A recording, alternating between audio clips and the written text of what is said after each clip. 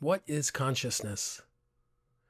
There's a quiet mystery at the heart of all things, an invisible thread that connects each breath, each thought, each feeling.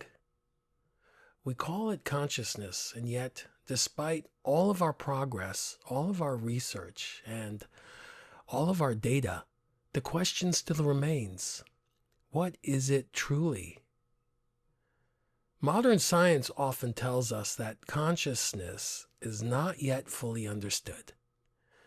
And while this is honest, it also reveals a limitation, not of intelligence, but of orientation. The prevailing systems of thought tend to measure what can be seen, tested, or qualified. But consciousness, by its nature, is not a thing to be dissected. It is the space in which all things appear. It is not a product of the brain. It is what experiences the brain. Some of the greatest thinkers throughout history have dared to look beyond the conventional lens. They saw the invisible currents that weave through the existence and whispered what many were not yet ready to hear. That awareness is not an effect.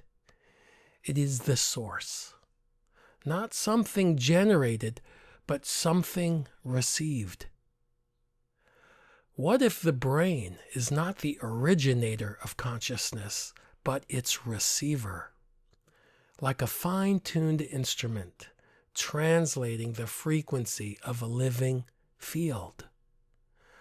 A field that holds you, sustains you, surrounds you. A field that is not impersonal, but deeply, intimately alive.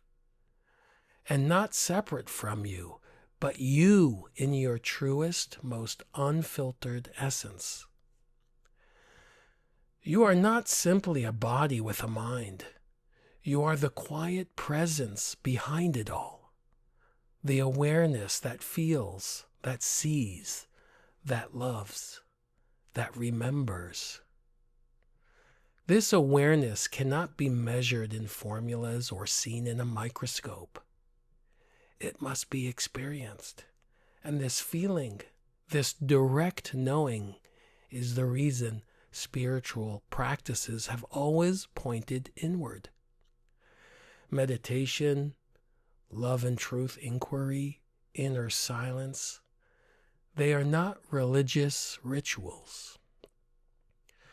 They are technologies of remembering, alignments of the system, so that the receiver, your body, your heart, your mind, may tune in to the original signal, presence.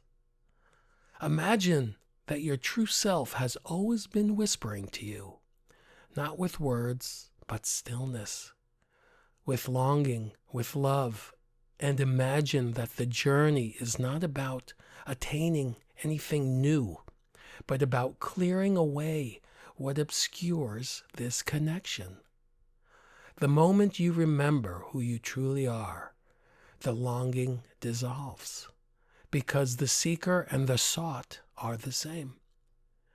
No external success, no accumulation of knowledge or achievement can replace the deep peace that arises when you are in harmony with your own being. When the mind is clear, the body open, and the heart calm, you begin to feel the guidance of something greater, something softer, something infinitely wise. That is you, the deeper you, the one being, the one behind the thoughts, the one who loves without condition. This is consciousness, not an object to possess, but a presence to embody. And when you live from this space of clarity, authenticity, and trust, life begins to rearrange itself. Not because you are controlling it, but because you are flowing with it. This is not fantasy. It is the truest experience available to a human being. To live as awareness itself. To let your dream and your reality become one. To remember what has always been, the infinite loving presence that you are.